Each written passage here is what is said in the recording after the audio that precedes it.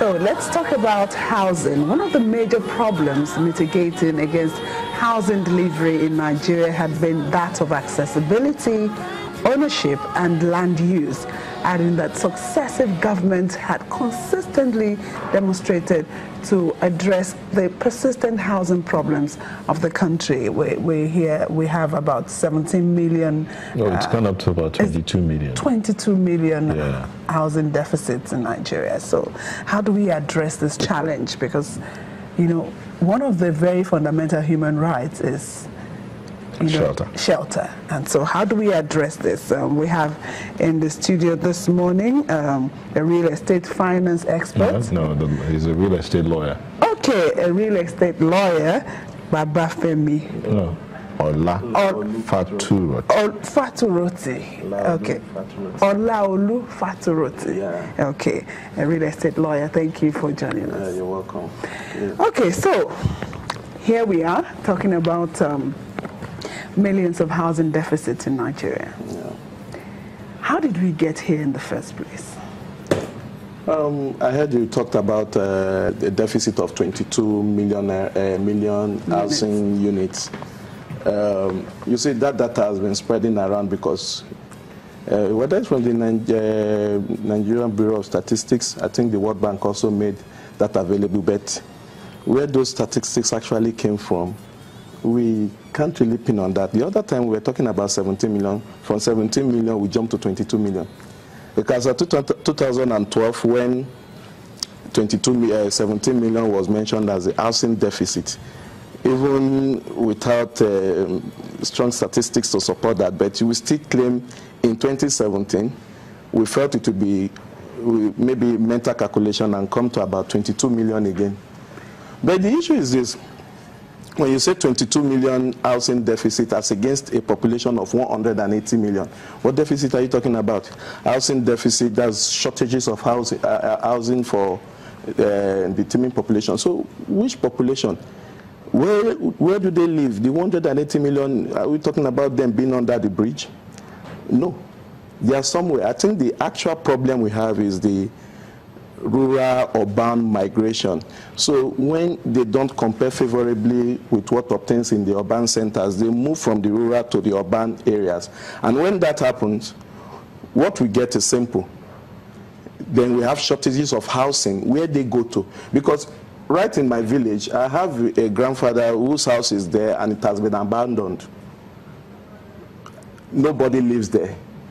My own father's house is there. Nobody lives there. We, at the point, we're looking for people to pay. So when we talk about the housing deficit, it's as if the people are not, or the houses are not there for people to stay. They are moving from somewhere to somewhere. So by reason of the migration, that creates the scarcity. So by the time you move the rural influx to urban centers, then you begin to have this deficit as it has been created. And when you talk about rural-urban migration of about 5% yearly in Nigeria, then it's huge. The houses are there in the villages and all of that, but the problem is this. The migration is actually the problem. Those infrastructures are not created in the rural areas. So when the rural area does not compare favorably with the urban centers, there will be a continuous increase in housing deficit. I think that has to be taken. Okay. So, but now that we know that migration is a constant. Yeah. Legal or illegal, so from rural to urban.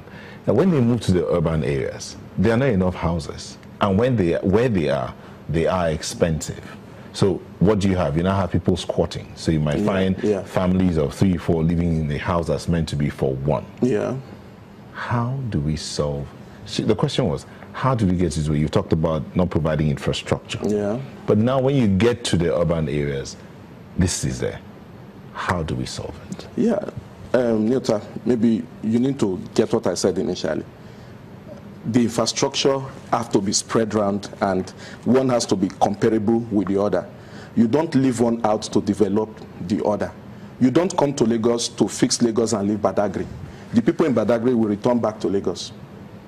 You get what I'm saying? So now, if we want to solve the migration, now let's take Lagos as an example. Now, you know the influx of Lagos. The statistics says that about 600,000 people move into Lagos yearly.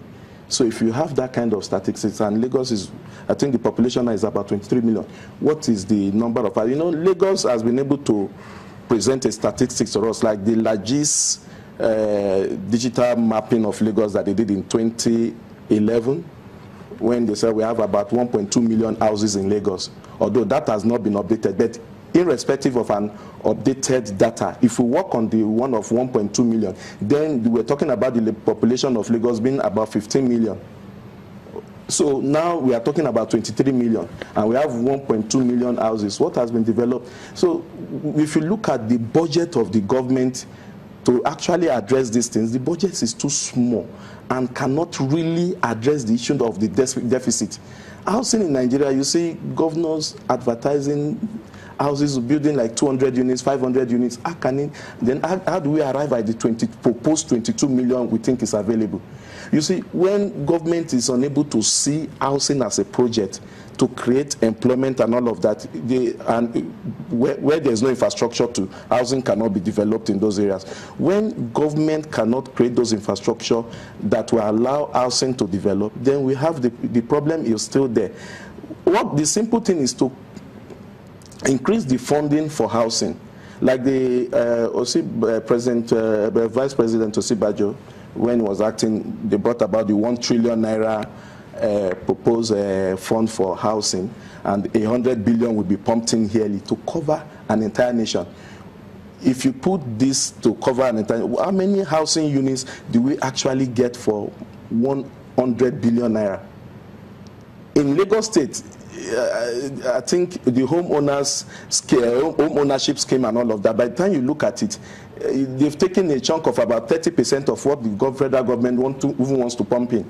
So that is to address Lagos State alone. So the budget itself is too small to actually take care of the housing requirements that is needed. So what government needs to look at it is what obtains in other climes, and try to improve on the budget. Increase the funding for housing. The total we have there for, you can imagine where the place housing is clear from the way the ministry is being crafted. You have power, housing, and works together.